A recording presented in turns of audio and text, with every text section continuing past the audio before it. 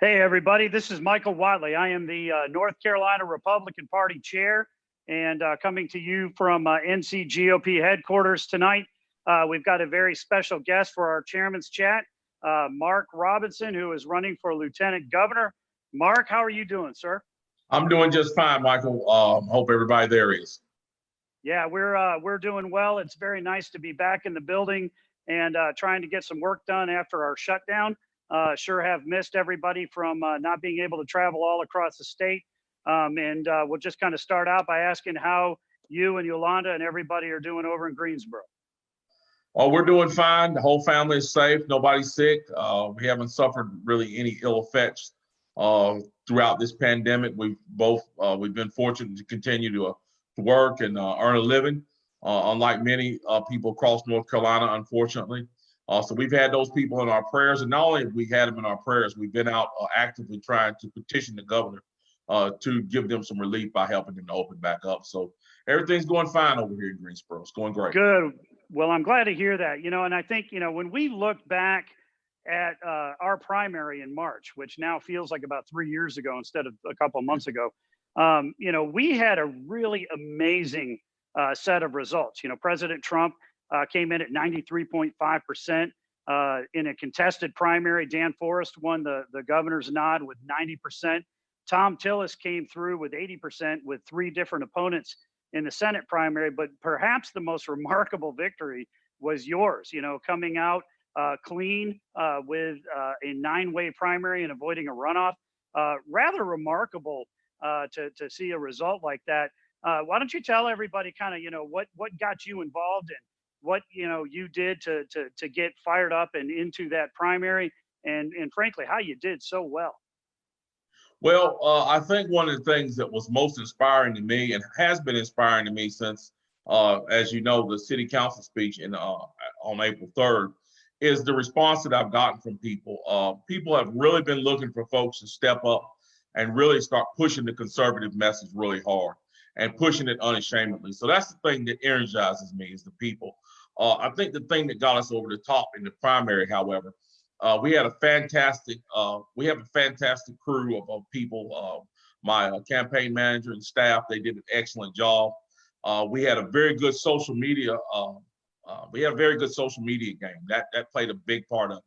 But I'm going to tell you, I think the thing that really set us over the top was our volunteer base. We had far more volunteers than any other candidate, and those volunteers worked their behinds off. I mean, they really worked hard. I had people out there working the polls for our campaign all throughout early voting. Rain, shine, it didn't matter, and they are the ones that put us over the top. So I have to really give credit to our volunteer base. And you did take a defined set of issues that you want to talk about in the lieutenant governor's race.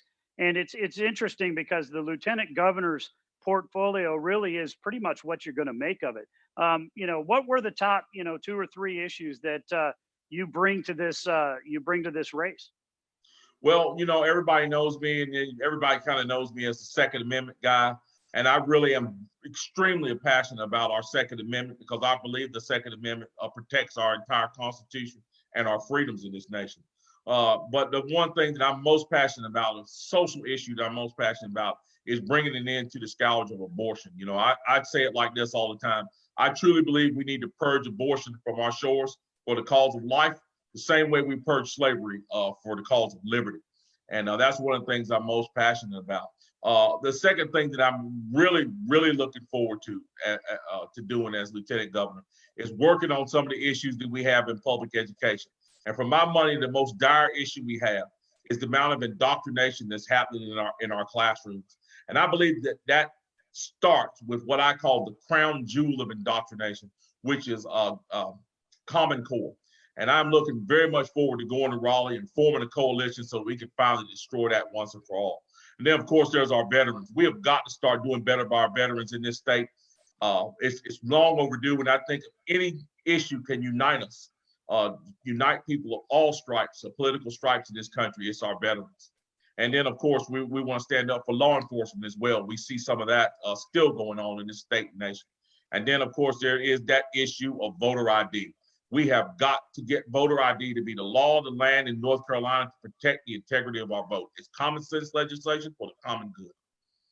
Yeah, you raise an important issue with the voter ID, especially given what we're seeing right now with the virus and the state board of elections is moving forward with new regulations. Eric Holder is coming into North Carolina with yet another lawsuit, and we just keep seeing erosion after erosion after erosion in terms of election integrity. And the Democrats are trying to change the rules of the game in order to get themselves across the finish line on a lot of these policy issues because frankly they're not going to get the legislature and we feel that North Carolina at least we've got a very strong legislature, which is fantastic. But what do you think of this whole sue to you blue mentality and the fact that every time they lose in the legislature or an election, the Democrats turn around and go to court? I think it points to something I was saying on the campaign trail and something that I've been saying for a long time. Conservatives, we have principles. We come up with ideas, we put principles behind those ideas, and we make things happen. Again, the proof is in the numbers in North Carolina since 2010, how we turned around every economic metric in this state by using conservative principles. Leftists have ideas, and they have a lot of their ideas are far-fletched, far-flung ideas. A lot of them are rehashed ideas from other nations and from, unfortunately, other municipalities around the country that have not worked and have destroyed city after city, destroyed economy after economy. People are finally catching on to that. And once these leftists find out they cannot do it by convincing people to vote for it, then of course they're going to turn to the court system. Yeah, no, there's no question about it. And we're just seeing it over and over and over again. You sometimes feel like Eric Holder is just going to go ahead and buy a house in Raleigh, the amount of time that he's spending in the courthouse down here. But it also goes to show you the importance of electing good judges. You take a look at the decision that we got on Saturday, where Judge Devers ruled that halting all church services in North Carolina is unconstitutional, is an overreach. We need to have conservative judges here in North Carolina, and I know that we've got a great slate of candidates who are running for judge alongside you. But that has been an issue set that you've cared a lot about for a long time as well. It is. We can have President Trump back in office. We can get Tom Tillis back in office. We can get Dan Forest as governor, me as lieutenant governor, get the super majorities, and we can still be trapped under the thumb of the leftists if our court situation does not get straightened out. People have got to, we have got to realize how important those roles are. We have got to seek out constitutional conservatives on that ballot and make sure that we vote for them. And before we vote for them, we need to tell our friends and neighbors as well how important it is and tell them, let them know who those constitutional conservatives are as well, because we need people on the bench who are not going to go on the bench and legislate from the bench and have visceral reactions to these laws that have been passed and overturn them based on how they feel. Yeah, and I'll say this, we're going to have Justice Newby and Judge Berger and Tamara Behringer on later versions of the chairman's chats like we're doing now. I'm certainly going to ask each one of them how important it is for us to have the lieutenant governor in Republican hands so they can throw a shout out to you as well. So one of the constants that I've seen all across the state as we've been doing events and we've been able to be with each other around the state prior to the lockdown is your lovely bride. And so I noticed a couple weeks ago that you guys had an anniversary and saw a post on that. Just tell folks about her and your relationship and what an absolutely wonderful lady she is. Well, whenever somebody asks me how we meet, I always kind of facetiously say that she was at the state fair and she threw the ball and knocked down 3 milk jugs instead of 4, and I was the consolation prize. So, but no, we met through a good friend of mine, and we've been together for 30 years. And when I say we've been together for 30 years, what I actually mean is we've actually become one. We finish each other's sentences. We complete each other's thoughts. I rely on her completely for a lot of guidance in life, and just, I mean, we're incomplete without each other. And if ever there was, I believe, a marriage, even though it is my own, that I say is a shining example of a marriage that survived the ups and downs and pitfalls of marriage, it's ours. And I'm glad to say that we're still standing together after 30 years, and I hope that we're standing together for many more, because I'm going to tell you, God makes somebody for everybody, and my wife was made especially for me, and I thank God for it. Absolutely. And tell me what it's like to campaign. You had, a 100 county tour during your primary, and you're, prior to the shutdown, had been moving around the state a bunch. And I know we're all kind of making plans so that when the curtain comes back, that we're going to be back out on the road. What's it mean to you to have her there as you're traveling around the state, and have a sounding board with you when you're in the car going from event to event? Well, I tell you, on that 100 county tour, she wasn't able to go with me, but she's been able to go with me a lot of places. But even in that 100 county, when I was on that 100 county tour, she was right there on the phone, calling constantly, making sure we were okay, making sure we didn't need anything, offering advice. She's just been fantastic. I'm telling you, I do not think I could have gone through this process without her, because she's been invaluable. And I tell her this all the time. It is so good to have a spouse that everybody loves. In fact, a lot of times when I go places and she's not there, they say, "Where's your wife?" And I say, "She's not there." And they go, "Oh." Totally. So, Yeah. it's fantastic. Mark, your story, your background, coming from humble roots, is such an important part of who you are. Tell people for just a couple minutes kind of about the lessons that you learned growing up, in a lower, income family, and how that helped mold you into the man that you are today, and frankly, how it helps you in terms of setting the policy positions that you want to go after in the state. Well, number one, it taught me what was really important. It taught me that faith and family, freedom, and things like that are what's important. It's not necessarily what you have, what you own. It's not even really about what job you do. It's about understanding what's really important in life. And faith and family and country and freedom and all those things, they're paramount before anything. That's number one. Then number two, when you don't have anything but family and you don't have anything but faith to rely on, it teaches you a lot. And it helps you build your faith, because I've seen some time in life, both when I was a young man and a child, all the way up to adulthood, as a married father, struggling with a family. Sometimes we didn't have anything to rely on but God, and He always came through. As far as the lessons that I've learned working in set manufacturing settings, the jobs that I've lost due to NAFTA, those things have put it in my heart to understand the plight of North Carolinians. It was at one point during the primary, I told people, I understood what it was like to be a person been put out of work by NAFTA, and a person that served in the military. I really consider myself, and this is not being braggadocious, I consider myself to be North Carolina in all of its forms. I've been the lowest of the low and the highest of the high. I've been the dishwasher and I've been the CEO. And I really believe that those experiences, I could take those into office and do what elected officials are supposed to do. Elected officials are supposed to have citizenship experiences as citizens, not political experience. And I believe that that's what I will offer when I become lieutenant governor. Yeah, one of the things that I've heard a lot as I've been, calling across the state, and before this was even making calls across the state, is just that we've got such a different viewpoint when it comes to coalition building, when it comes to building a team and relying on people. Where on the Republican side, with our Council of State candidates, our judicial panels, what we're trying to instill here at the NCGOP is a very collaborative team approach to how we're going to get this done. On the other hand, you contrast that with the governor, who has, basically been a unilateral decider, to borrow a phrase, but he has not had, any inclination whatsoever to sit down with the legislature to negotiate on the budget, or to negotiate on Medicaid expansion, or to negotiate with the churches in terms of a lockdown and saying, go ahead and sue me, which obviously they did. And we saw, that came through. This is a guy who does not have a task force on the COVID virus. He does not have an economic development task force. He's got a small crew of staff that sit in the conference room, and they decide what is good for the rest of the state with no input. As you look at being part of the Council of State, how do you see the role of the lieutenant governor in the policy making world and part of being a team?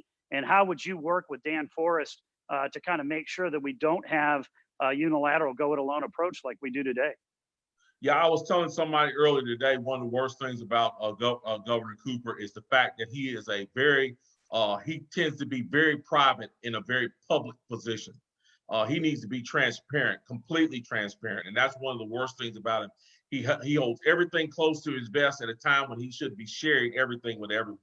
You talked about the churches. Had I been governor, had I been in his position, one of the very first things I would have done was to identify every possible business that could stay open and a plan to help those businesses stay open safely. That's the very first thing he should have done. And churches should have been number one on the list. As far as me working with people, I understand, and that's one of the things that's vital about understanding the history of this nation and understanding that we are a constitutional republic. And the reason we are a constitution and what makes it special is the fact that we do build coalitions.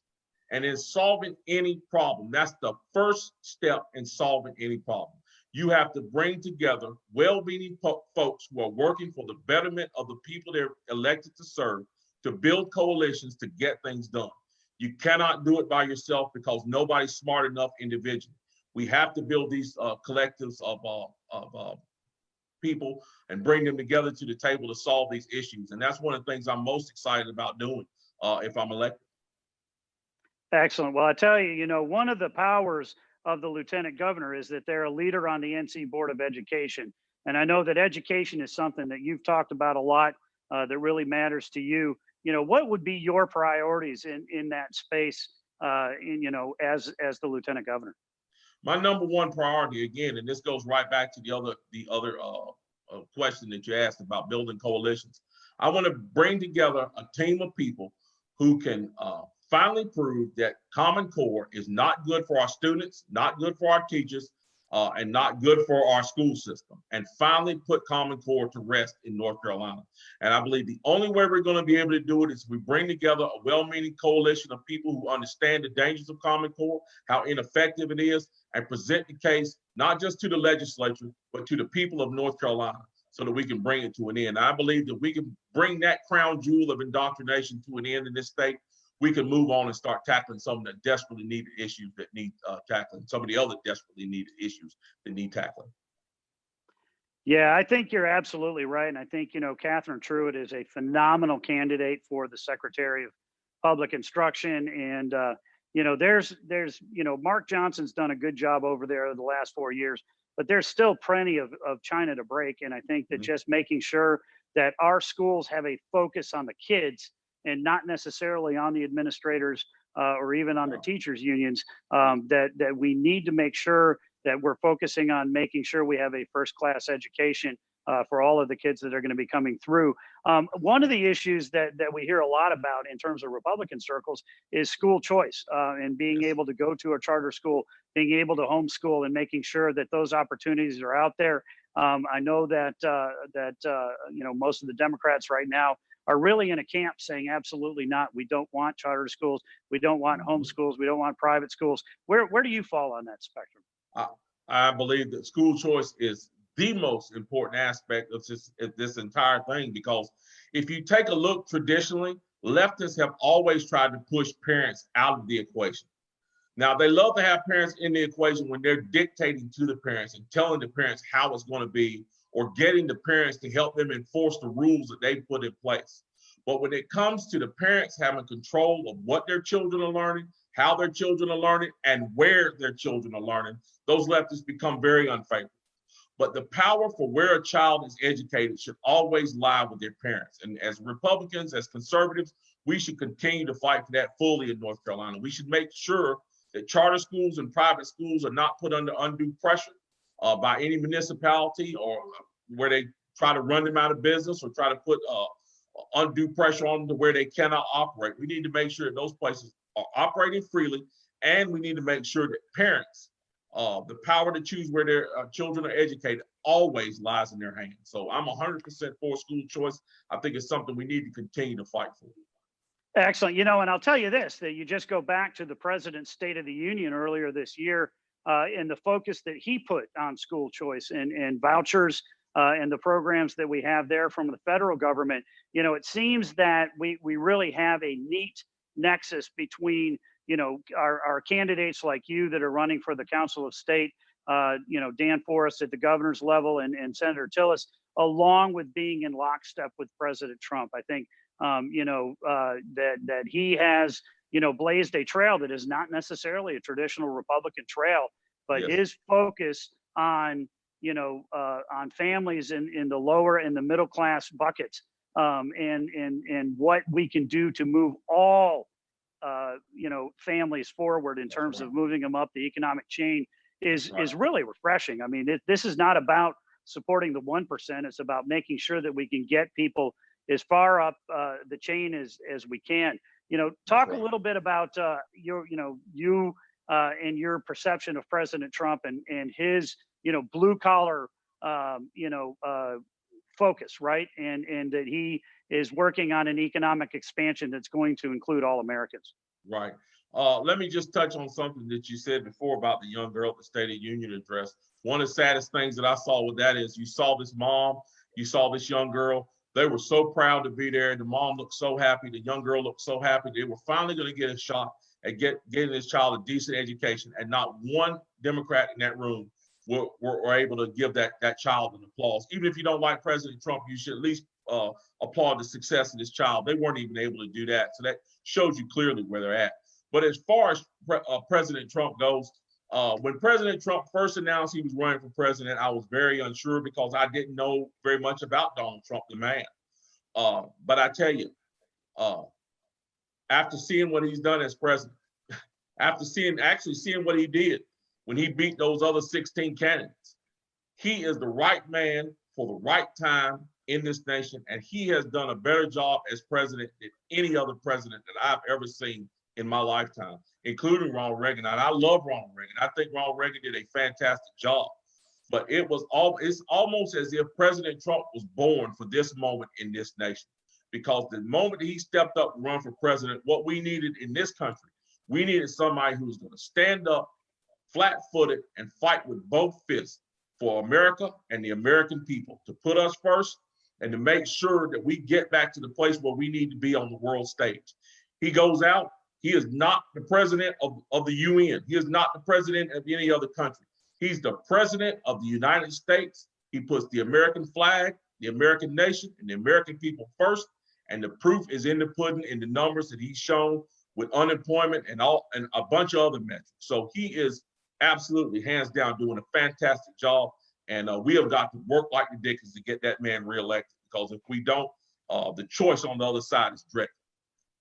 Yeah, and I think that when we look at North Carolina and the fact that we're a top 4 state for the presidential race, we're the #1 race for the Senate, we're a #1 governor's race in the country. So we know that all eyes are going to be on North Carolina over the course of this cycle, and that we need to deliver the 15 electoral votes that we have for President Trump.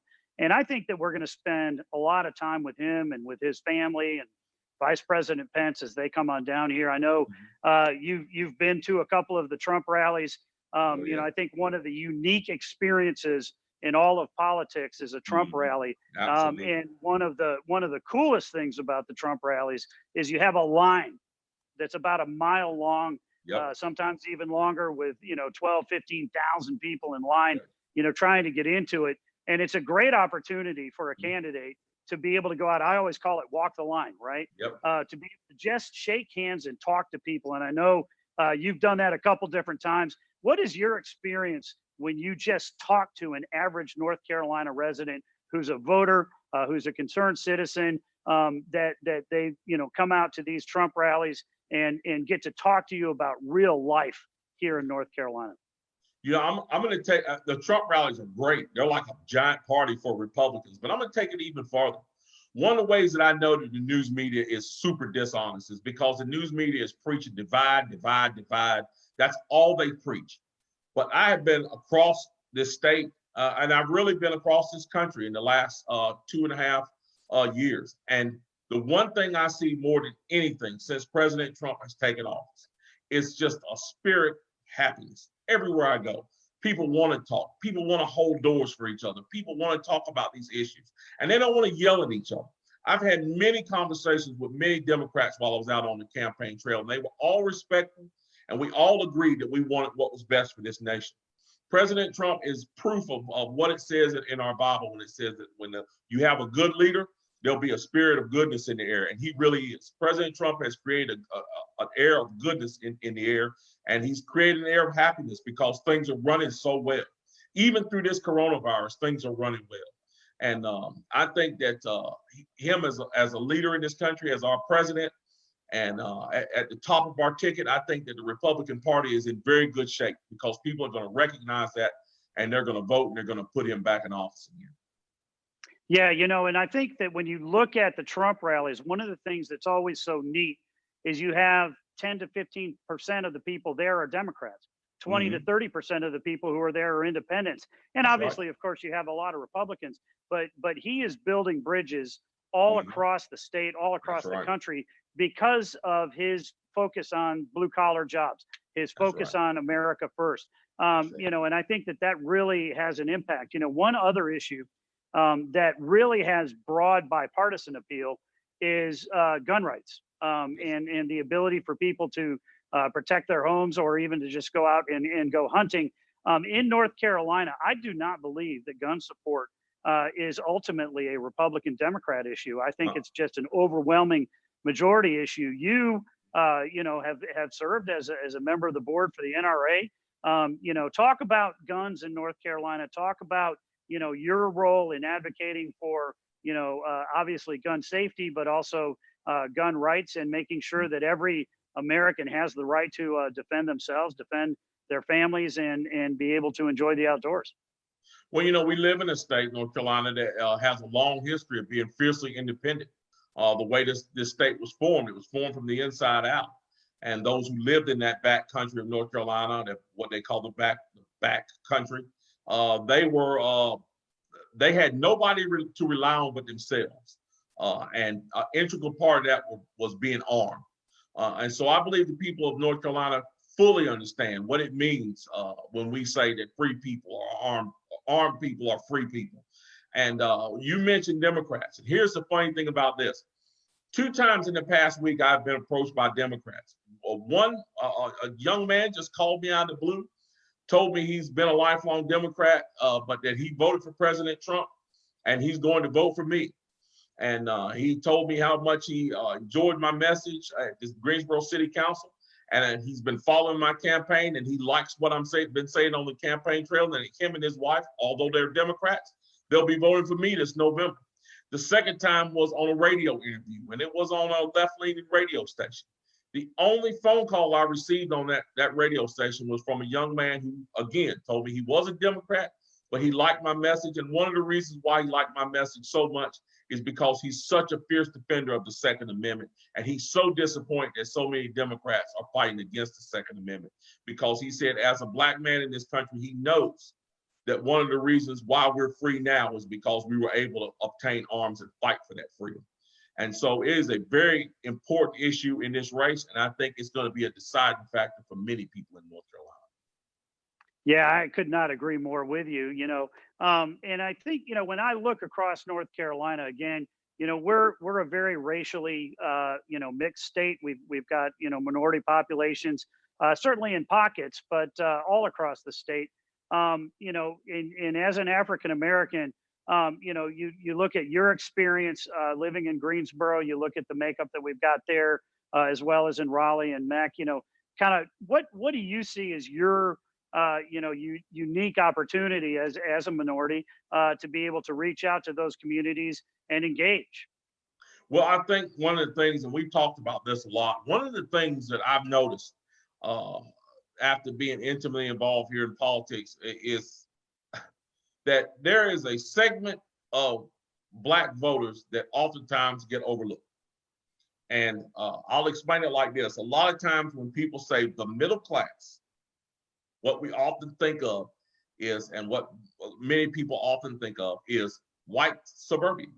That's what we think of.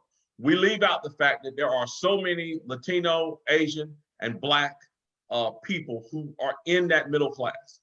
folks who are married, have 2.5 children, have a house with a white picket fence. We leave those folks out, and oftentimes what we focus on are the extremes. We focus on the extremely poor or the extremely rich. We have got to start going and spreading our message to the Black middle class and the Latino middle class and the Asian middle class, and letting them know that, hey, conservative principles are where it's at. Conservative principles get things done. Conservative principles help you build a business. Conservative principles help build businesses in your neighborhood where you can get employment. And not only that, we need to start letting them know that the Republican Party, despite any other narrative that may be preached, the Republican Party is the party of freedom and equality, and historically it always has been. And if they want freedom and they want to spread equality, then they need to jump on board with us. Yeah, no, I could not agree more with you on that. I think as we, look around the country right now, it really is more about the economy than it is anything else. And Absolutely. your focus, relentless focus on that, I think is really important. President Trump's relentless focus on that is tremendously important as well. So you started out in the beginning focusing on kind of some of the major themes that you have for your campaign, and you mentioned the sanctity of life. I think Yes. that's one where I want to tease that back out there, because again, it is unfortunate, I think, that the abortion industry is funding to the degree that they are the Democratic candidates, but it really is becoming an increasingly leftward leaning to where we're not even arguing anymore about whether or not you can have late term abortions, but now the field is on infanticide, frankly, Right. and the fact that Governor Cooper has vetoed a right to life bill that would basically prevent infanticide of killing a baby after they have been born. How do we communicate across the spectrum, especially to center right, center left folks that maybe don't hold those absolutely ultra left positions, and be able to turn this into a bigger, broader coalition for the elections? Well, I think one of the ways we do that is by pointing out something that you said, the abortion industry. And that is exactly what it is. That's how these folks make their money. By and large, when we talk about Planned Parenthood, the very first thing they say is, oh, we provide mammograms, this, that, and the other. But if you go on the website, the very first thing that's listed is abortions. That is how they make that is their stock and trade. These places, for my money, are murder factories. And then, they also love to muddy up the water by saying, well, what about women who are being raped? What about women who have been victims of incest? But then you go inside and you look at the numbers. The overwhelming majority of abortions are abortions on demand, where it's been people have been willing participants and then simply find their children to be inconvenient, and Planned Parenthood provides them a way to be able to kill their children. That is what we're fighting against. We're fighting against abortion on demand, the absolute willful killing of an innocent baby simply because the baby is deemed inconvenient. And we're also fighting against a system that profits on that, and that has got to stop. There are many questions we can ask about the rape and incest issue that I believe that well-meaning people can sit down and have good conversations about. But one thing we shouldn't be willing to do is allow a business to profit from the murder of babies. And that's what's currently happening right now under the system of abortion on demand. And that's where we need to keep the focus, because that's what we are actually fighting against. Yeah, absolutely. So, Mark, I want to kind of wrap up here tonight, but I want to, go on to one last question here, which is, in 2016, President Trump got about 2.3 million votes, and Dan Forest got about 2.3 million votes. And if we bring 2.3 million Republican votes this time around, we'll lose, right? We've seen the state's population has increased 2 to 3%. We know that the voter rolls are going to go up about 2 to 3%. We know that we have got to get more folks out to the polls, and we here at North Carolina Republican Party are very busily working right now to get voters registered. We're spending a lot of time recruiting and training volunteers. We switched over from a physical output to virtual output as soon as the curtain came down on the lockdowns. But we're ready to go back into the field. What can people do to help your campaign as we're moving forward over the next 6 months into the November election?